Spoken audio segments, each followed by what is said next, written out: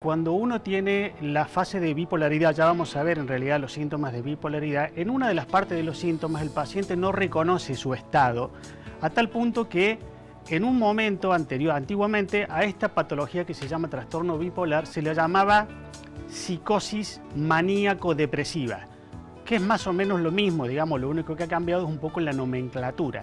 Psicosis significa que el paciente no reconoce y pierde el juicio de la realidad en el momento en que está viviendo, no reconoce su patología. Como recién dijimos, la padece el 3% de la población. Esto se da en general igual que en hombres y en mujeres. Esto no hay ninguna diferenciación como los trastornos anímicos, que se suele dar más en la parte de las mujeres. Y la padece en general, el primer episodio se suele dar en la adolescencia o en la adultez temprana, es decir, entre los 18, 25, 26 años, suele darse el primer episodio. Por supuesto que hay infantes que también lo presentan y personas de mayor edad que también lo presentan, pero suele darse el primer episodio en esta etapa etaria aproximadamente. Vamos a ver en la siguiente placa si nos acompaña el señor director. Acá tenemos las causas, que en general la enfermedad no es una enfermedad curable, sí es una enfermedad tratable. Tratable significa que uno puede estar bajo tratamiento psicológico, psicofarmacoterapéutico, puede tener grandes momentos de estabilidad, de bienestar, pero en general cuando deja la medicación el paciente puede llegar a recaer. Por eso digo, se trata, pero no se cura. Y como vemos en esta placa, hay factores genéticos y ambientales que lo pueden desencadenar. Por ejemplo, si papá o mamá tienen trastornos bipolares, es más factible que el hijo tenga trastorno bipolar. Trastornos psicológicos y sociales, por ejemplo, una situación traumática puede desencadenar ese cuadro, y factores bioquímicos y neuroendocrinos, es decir, hablamos de los neurotransmisores. Por eso esta es una patología en donde tiene que trabajar tanto el psicólogo como el psiquiatra y un equipo interdisciplinario para encarar y fortalecer al paciente desde todos los puntos de vista. Si pasamos a la siguiente placa, acá vemos solamente un pequeño resumen. Yo en realidad puse 5 síntomas de los cuales el paciente lo suele llegar a tener en un momento y 5 síntomas que son exactamente lo contrario, que lo suele tener cuando está en la otra etapa. Por eso se llama bipolar, porque están en los dos polos. El polo depresivo, que está abajo, y el polo maníaco de aceleración, que está arriba. Nosotros en psiquiatría le llamamos la felicidad patológica, porque el paciente está muy feliz, pero está hiperacelerado, está súper contento, está hiperactivado. Ya vamos a ver algunos de los síntomas, lo cual eso muchas veces suele ser peligroso para sí o para terceros. En este caso, por ejemplo, vemos que el paciente cuando está en etapa de manía está muy animado, cuando está en depresión está muy desanimado. En manía, en general, duerme poco. Son los típicos pacientes que duermen 3 horas por noche, 4 horas por noche, se levantan y sienten como que han dormido y descansado 8 horas y ya se ponen a hacer actividades a las 4 de la mañana, a las 5, están con mucha actividad, con mucha verborragia, con muchos proyectos.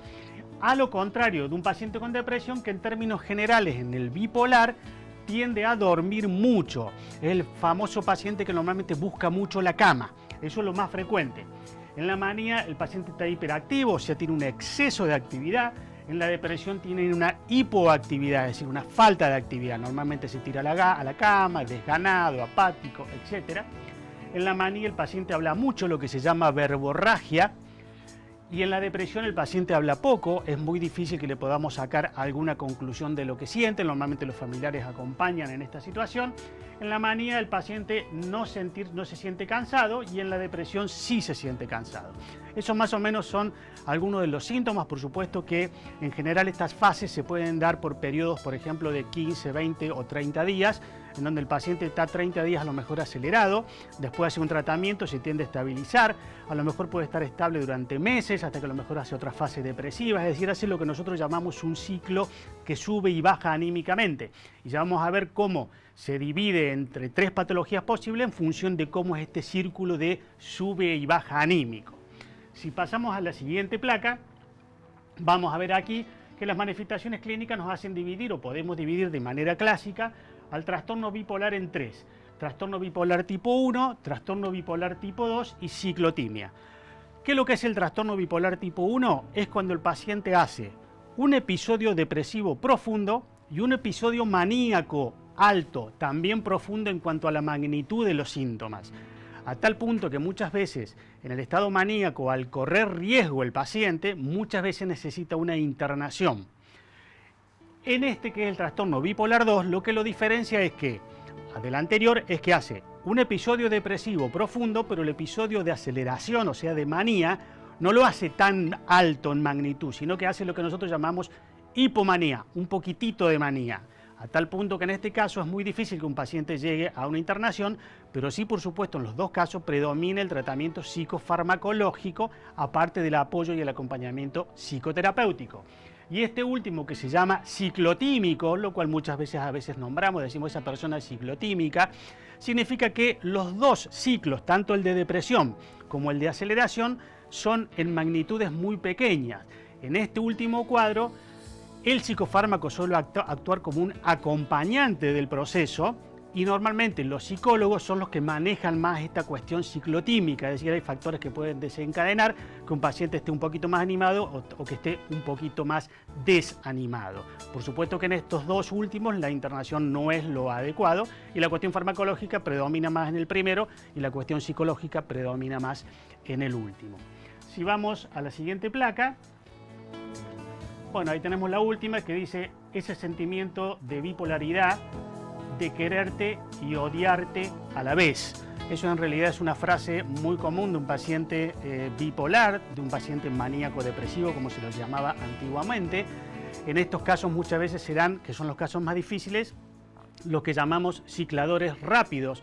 Los cicladores rápidos son aquellas personas que a lo mejor lo odian a uno a la mañana y lo quieren a la tarde, es decir, que se produce en el mismo día. Estos son casos difíciles de tratar, pero por supuesto sí hay que tratarlo. Y cuanto antes mejor, porque es la mejor forma que nosotros tenemos de proteger nuestro cerebro.